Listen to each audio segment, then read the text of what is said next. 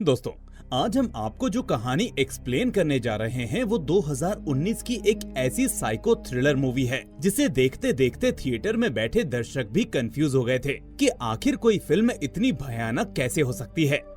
हमारी आज की ये स्टोरी भी कुछ ऐसा ही कमाल दिखाने वाली है जो आपको ख्वाबों की दुनिया से लेकर एक ऐसी असलियत पर ला पटकेगी जिसे जानने के बाद आपका भी दिमाग घूम जाएगा। तो चलिए फिर बिना देरी किए इस कमाल की कहानी को शुरू करते हैं। इस कहानी की शुरुआत रॉ नाम के एक शख्स से होती है जो अपनी पत्नी जॉनी के साथ उसके घर पर एक छोटी सी पार्टी में शुमार होने गया हुआ था। गाड़ी में उसके साथ उसकी बेटी पेरी भी होती है। एक आम शादीशुदा जोड़ों की तरह उन लोगों में भी बहस हुआ करती थी और ऐसा ही कुछ हमें उन दोनों के बीच वापस आते समय भी देखने को मिला, क्योंकि जॉनी ने बिना रॉ की परमिशन के अपने माता पिता के साथ शराब पी थी और ये बात रॉ को काफी बुरी लगती है। असल में रॉ की पहली पत्नी की मौत भी शराब के चलते ही हुई थी और तभी से उसे शराब से सख्त नफरत थी। दोनों में इस बात को लेकर काफी कहासुनी हो जाती है और तभी पेरी के म्यूजिकल इंस्ट्रूमेंट की बैटरी खत्म हो जाती है। इस पर रॉ अपनी बेटी के लिए खुद ही गाना गाने लगता है। इसी बीच पेरी को वॉशरूम लगती है और रॉ रास्ते में किसी गैस स्टेशन की तलाश में निकल पड़ता है। थोड़ी देर बाद उसे एक गैस स्टेशन दिखाई देता है। वो अपनी गाड़ी वहीं पर रोक देता है। अब जॉनी पेरी को लेकर रेस्ट रूम की तरफ जाती है। वहीं पर रॉ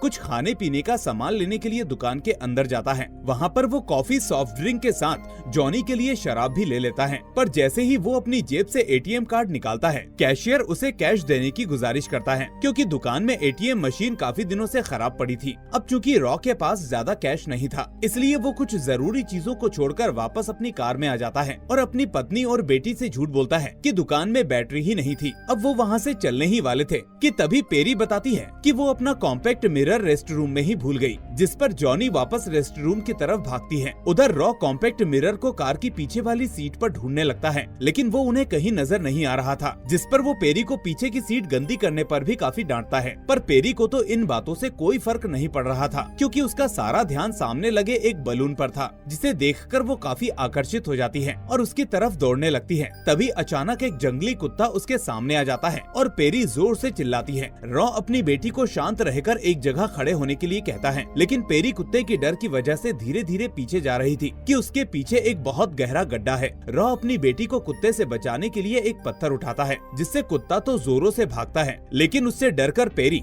एकदम से और पीछे चली जाती है, जिससे कि वो नीचे की तरफ गिरने लगती है और रॉ अपनी बेटी को बचाने के लिए उसके साथ ही उस गड्ढे में कूद जाता है। थोड़े समय बाद रॉ को होश आता है। उसके सर पर गहरी चोट लगी होती है। वो अपने बगल में जॉनी को देखता है, जो कि बेहोश पड़ी पेरी को देखकर काफी रो रही होती है और कहती है कि उसकी बेटी मर गई। इन बातों को सुनने के बाद रॉ पूरी तरह से सुन्न पड़ जाता है। उसका दिमाग भी काम नहीं कर रहा था। वो किसी तरह खुद को संभालता है और अपनी पत्नी से कहता है कि वो पेरी को गाड़ी में पकड़कर बैठे, बिल्कुल भी हिलने ना दे। मैं तुम दोनों को किसी नजदीकी हॉस्पिटल की तरफ लेकर चल रहा हूँ। अब रॉ बड़ी तेजी से कार को चलाता है। उसके लिए अपनी बेटी की जिंदगी के एक एक पल कीमती थे। बेटी के लिए इतना प्यार देखकर जॉनी रॉ की काफी तारीफ करती है और जो लड़ाई उन दोनों में कुछ देर पहले हुई थी वो भी भूल चुकी थी। उसे लगता है कि रॉ न केवल एक समझदार पिता है बल्कि पति भी है, जो अपने परिवार के लिए किसी भी हद तक जाने को तैयार है। थोड़ी देर बाद रॉ हॉस्पिटल पहुंच जाता है। हॉस्पिटल में बहुत ज्यादा भीड़ होती है। रॉ तुरंत काउंटर पर जाता है और रिसेप्शनिस्ट से अपनी बेटी के साथ हुई दुर्घटना के बारे में बताता है,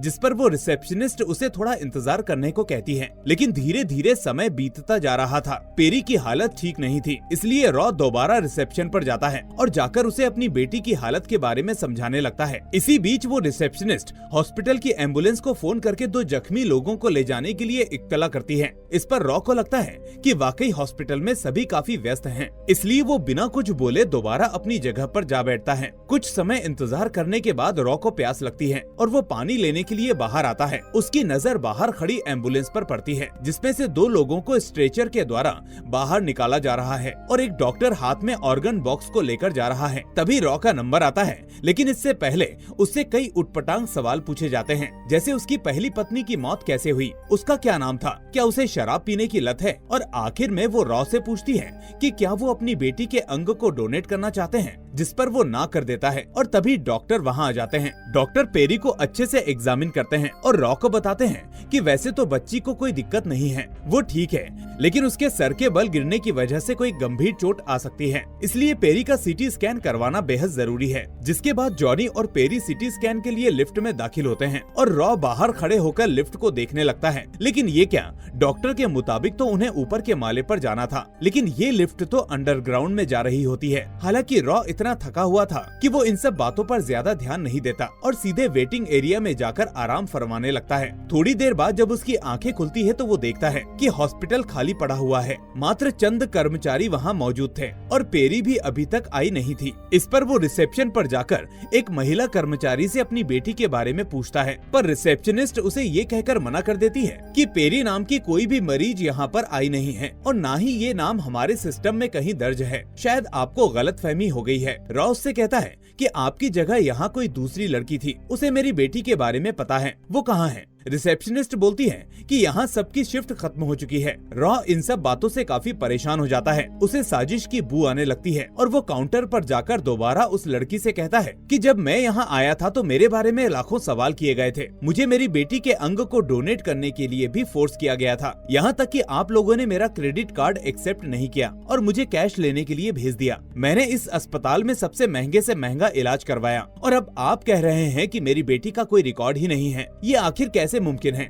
रॉ की परेशानी देखकर वो लड़की पेरी की उम्र पूछती है और कमाल तो तब हो जाता है जब पेरी की उम्र की किसी भी लड़की का सिस्टम पर नाम नहीं था, यानी कि उस उम्र की कोई भी लड़की आज हॉस्पिटल में एडमिट ही नहीं हुई थी और भागकर केबिन में जाता है जहां पर उसकी बेटी का चेकअप किया गया था। पर यहाँ पर तो कोई दूसरी महिला छोटी सी बच्ची को लेकर बैठी थी जो कि रॉ को देखकर डर जाती है और फिर उसे रोकने के लिए वहाँ पर गार्ड आ जाते हैं और उनके साथ साथ डॉक्टर लुकाडो भी वहाँ पहुँच जाते हैं। रॉ उन्हें अपनी दिक्कत बताता है, जिस पर डॉक्टर लुकाडो दोबारा से सारे रिकॉर्ड्स को छानने लगता है, लेकिन उन्हें कहीं पर भी पेरी का जिक्र नहीं मिलता। ये सब चीजें रॉ को हद से ज्यादा परेशान कर रही थी। तभी उसकी नजर एक नर्स पर पड़ती है। ये वही नर्स थी जो पेरी को सिटी स्कैन करवाने लेकर गई थी। डॉक्टर उसे बुलाते हैं और पूछते हैं कि क्या तुम किसी बच्ची को अपने साथ सिटी स्कैन करवाने ले गई थी? जिस पर वो नर्स मना कर देती है, लेकिन वो ये बताती है कि मैं इस आदमी को जरूर जानती हूँ कि जब ये यहाँ पर आया था तो इसके सर पर गहरी चोट लगी हुई थी और इसके साथ वहाँ कोई नहीं था।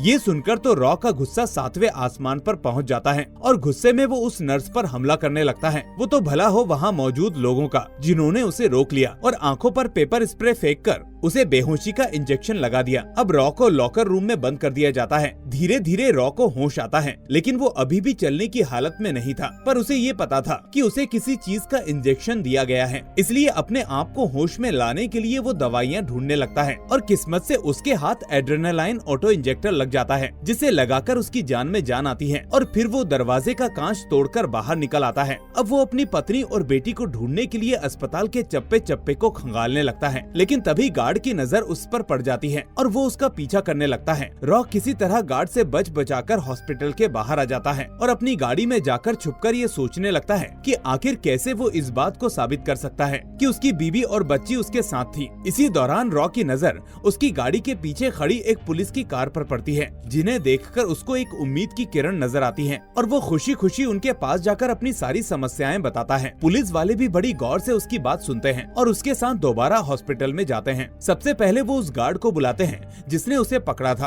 और पूछताछ करते हैं। फिर वहाँ पर नर्स भी आ जाती है और डॉक्टर लुडाको भी आ जाता है। सभी मिलकर पेरी नाम की किसी भी लड़की को पहचानने और उसके यहाँ आने की बात पर इनकार कर देते हैं। अब रॉ कहता है कि ये सब झूठ बोल रहे हैं, मैंने अपनी आंखों से डॉक्टर बेथरेम को देखा था, जिसने मेरी बेटी का एग्जामिन करने के बाद उसे लोअर बेसमेंट में सिटी स्कैन करवाने के लिए भेजा था। लेकिन जब पुलिस वाले सिटी स्कैन के कमरे में जाते हैं तो रिकॉर्ड में पेरी का कहीं भी नाम नहीं था और न ही उस उम्र की कोई भी लड़की वहाँ पर आई थी। इतने में अस्पताल के अन्य कर्मचारी बाकी के रिकॉर्ड्स को लेकर आते हैं और पुलिस वालों को दिखाते हुए कहते हैं कि यहाँ पर पेरी का नाम नहीं है। इसी बीच वहाँ पर डॉक्टर बेथरेम आ जाते हैं, जिन्हें देखकर रॉ खुश हो जाता है। उसे लगता है कि अब दूध का दूध और पानी का पानी हो जाएगा। वो डॉक्टर से अपनी बेटी और पत्नी के बारे में पूछने लगता है। उनसे कहता है कि आप इन लोगों को बताइए कि मैं अपने परिवार को लेकर यहाँ आया था या नहीं। लेकिन ये डॉक्टर बेथरेम तो अलग ही राग अलाप रहे थे। वो पुलिस वालों को बताते हैं कि कुछ समय पहले रॉ मेरे पास आया हुआ था। उसके सर पर एक गहरी चोट लगी थी। मैंने इसे कहा कि ये अपना सिटी स्कैन करवा ले, लेकिन उसने ये कहकर मना कर दिया कि मैं अभी नहीं करवा सकता। मेरी पत्नी एबी मेरा इंतजार कर रही है और बिना अपना इलाज करवाए ही यहाँ से चला गया। अब इन बातों को सुनने के बाद बड़े ही अफसोस से रॉ बताता है कि एबी की मौत कब की हो चुकी है। उधर हॉस्पिटल का सिक्योरिटी गार्ड जेफ पुलिस वालों से कहता है कि अगर अभी भी आप लोगों को यकीन नहीं हो रहा हो तो आप सीसीटीवी कैमरा चेक कर सकते हैं। आपको खुद ही मालूम पड़ जाएगा कि रॉ अकेला था या उसके साथ कोई और भी आया था। अब वो लोग सर्वाइलेंस रूम में चले जाते हैं जहाँ पर हॉस्पिटल की सीसीटीवी फुटेज खंगाली जाती है। सभी जगह पर रॉ अकेला ही दिखाई दे रहा था, जिस पर वो बोलता है कि कैमरे के दूसरे एंगल से देखा जाए। मैं आगे चल रहा था और मेरी बेटी और पत्नी पीछे थे। वो लोग बाकी के कैमरे भी चेक करते हैं, लेकिन हॉस्पिटल के हर कैमरे में एक कोना ऐसा था जहाँ पर उसकी नजर नहीं जा रही थी। शायद इसी वजह से जॉनी और पेरी कहीं पर दिखाई नहीं दे रही थी। इन सभी बातों से पुलिस वाले भी अब पूरी तरह से कंफ्यूज्ड थे, लेकिन उन्हें भी नहीं समझ में आ रहा था कि आखिर क्या करें। कि क्या हॉस्पिटल में आने से पहले किसी ने तुम्हारी पत्नी और बेटी को देखा था, जिस पर रॉ को उस गैस स्टेशन की याद आती है जहाँ पर वो रास्ते में रुका था। लेकिन वहाँ पर जॉनी और पेरी पीछे के दरवाजे से ही कॉम्पैक्ट मिरर को ढूंढने के लिए गए हुए थे। साथ ही उसी जगह पर उसकी बेटी का एक्सीडेंट भी हुआ था और हाथ में जो रुमाल था वो भी मेरी बेटी का ही है। पुलिस वाले उससे पूछते हैं कि क्या इस रुमाल में लगा हुआ खून भी तुम्हारी बेटी का है। रॉ बताता है कि नहीं, शायद ये खून मेरा है, क्योंकि जब मेरे सर पर चोट लगी थी तो मैंने इसी से अपना खून पोंछा था। तभी वहाँ जैकब नाम की एक साइकेट्रिस्ट आती है जो रॉ को कुछ जरूरी बातें करने के लिए अलग कमरे में लेकर जाती है और एक रिपोर्ट निकालकर रॉ के सामने रख देती है और कहती है कि ये सारी रिपोर्ट पेरी की नहीं है बल्कि तुम्हारी है।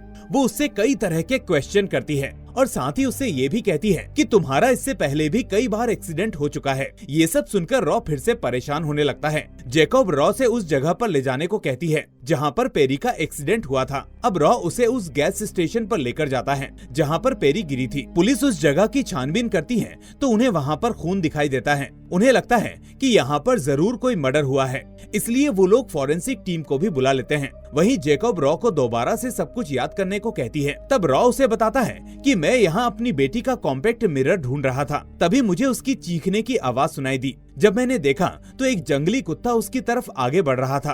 अपनी बेटी की जान बचाने के लिए मैंने एक पत्थर उठाकर कुत्ते पर फेंक दिया, जिससे डरकर पेरी नीचे गिर गई और उसे बचाने के लिए मैं भी उसके पीछे पीछे कूद गया और मेरे सर पर चोट लग गई। जब मेरी आंखें खुली तब जॉनी को देखा तो मुझे होश में लाने की कोशिश कर रही थी। जाने क्यों मैंने उसे भी धक्का दे दिया और वो भी नीचे गिर गई। अब जैकब रॉ को कुछ समझाते हुए कहती है कि यहाँ पर कोई कुत्ता था ही नहीं। दरअसल हमारा दिमाग ऐसी हजारों कहानियाँ बनाता रहता है ताकि वो हमें बचाता रहे, हमें ये महसूस कराए कि हमने कुछ भी गलत नहीं किया है। ये सब सुनकर रॉ रोने लगता है। तभी पुलिस आती है और उसे पकड़ लेती है। अब पुलिस उसे तब तक अपनी कस्टडी में रखेगी जब तक ये पता ना चल जाए कि आखिर वो खून किसका है। तभी उसे कुत्ते के भौंकने की आवाज आती है। ये कुत्ते उन पुलिस वालों के साथ आए हुए थे, लेकिन इसी दौरान उसे वो कुत्ता भी दिखाई देता है जिसने पेरी को डराया था और रॉ समझ जाता है कि ये सब मिले हुए हैं और उसके साथ कोई गहरी साजिश रची जा रही है। अब मौका पाते ही रॉ पुलिस वाले की बंदूक छीन लेता है और जैकब पर बंदूक तान करके उन सबको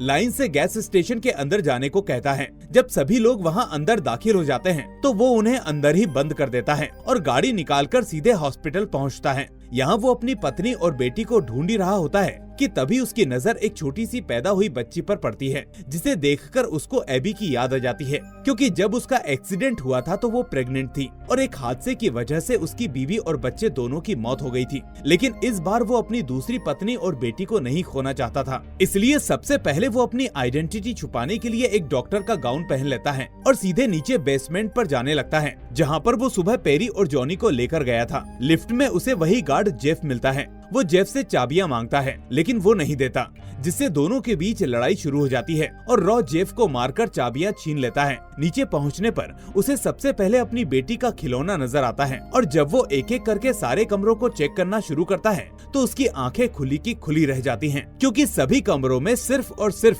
ढेर सारी लाशें पड़ी हुई थी। हर किसी के शरीर को पूरे तरीके से खोलकर उनके ऑर्गन्स को निकाल दिया गया था। ये साफ समझ में आ रहा था कि यहाँ के डॉक्टर मानव शरीर के अंगों की तस्करी करते हैं। तभी अचानक उसकी नजर उसी नर्स पर पड़ती है जो ऑर्गन वाला डिब्बा लेकर जा रही होती है। वो उसका पीछा करते करते कमरे की तरफ बढ़ता है जहाँ पर कोई और नहीं बल्कि पेरी लेटी हुई थी और वो लोग उसका ऑपरेशन करने वाले थे। गजब बात तो ये थी कि इस तस्करी में कोई और नहीं बल्कि डॉक्टर लुकाडो और उसकी पूरी टीम शामिल थी। रॉ बंदूक लेकर सीधे कमरे में घुस जाता है और अपनी बेटी और पत्नी को बचा लेता है। वो उन्हें लेकर कमरे से बाहर जा ही रहा होता है कि अचानक डॉक्टर उसे पकड़ लेते हैं। इतने में रॉ गोली चला देता है जिससे ऑपरेशन थिएटर के एयर पाइप्स फट जाते हैं और एक जोरदार धमाका होता है। कुछ डॉक्टर्स मारे जाते हैं और कुछ बेहोश हो जाते हैं। हालांकि किस्मत से रॉ और उसका पूरा परिवार बच जाता है। अब वो उन्हें लेकर सीधे बाहर की तरफ जाता है। इसी दौरान जो कोई भी उसके रास्ते में आ रहा था वो उन्हें गोलियों से भून डाल रहा था। बाहर निकलकर वो अपनी बेटी और पत्नी को गाड़ी में बैठाता है और गाड़ी लेकर कहीं दूर चला जाता है। लेकिन जैसे जैसे वो आगे जा रहा था कहानी की सारी सच्चाई हमारे सामने आ रही थी। हमें मालूम पड़ता है कि डॉक्टर जैकब सही कह रही थी। रॉ हेलुसिनेट कर रहा था। उसे अपनी वो सारी घटनाएं याद आ रही हैं। असल में उसकी बेटी तो गिरकर ही मर गई थी और जब रॉ को होश आया तो उसने जॉनी को धक्का दे दिया था जिससे कि उसकी भी मृत्यु हो गई। बाद में उसने उन दोनों की लाशों को उठाकर अपनी गाड़ी में रख दिया और तभी से उसका दिमाग ये सारी चीजें दोहरा रहा है। यहाँ तक कि अस्पताल में भी वो अकेला गया था। और तो और पुलिस वालों को बंद करके जब वो दोबारा अस्पताल के बेसमेंट में गया था तो वो कोई और जगह नहीं बल्कि एक मुर्दा घर था जहाँ पर सभी लोगों का पोस्टमार्टम हुआ था। इसीलिए सभी की बॉडी खुली हुई थी और वो जिस बच्ची को अपनी बेटी समझ रहा था उसकी हाल ही में मौत हुई थी। डॉक्टर उसका भी पोस्टमार्टम करने वाले थे लेकिन रॉ के दिमाग ने उसे ये समझने के लिए मजबूर कर दिया कि वो उसकी बेटी है और वो दोनों लाशों को वहाँ से लेकर बाहर चला जाता है। जिन दो लाशों को वो अपनी बेटी और पत्नी समझ रहा था वो असलियत में एक अज्ञात हैं। अफसोस से रॉ अब इसी वहम में पूरी जिंदगी बिताने वाला है जिसके साथ ही ये कहानी यहीं पर समाप्त हो जाती है। तो दोस्तों आज के लिए बस इतना ही। अगर आपको ये वीडियो पसंद आई हो तो इस वीडियो को लाइक करके अपने दोस्तों के साथ शेयर करना ना भूलें। अगर चैनल पर नए हैं तो इस चैनल को सब्सक्राइब करके नोटिफिकेशन बेल को भी दबा दें। अब मैं मिलूंगा आपसे अगली ऐसी ही शानदार मूवी के साथ। टिल देन अपना और अपने परिवार का ख्याल रखिए। Thanks for watching.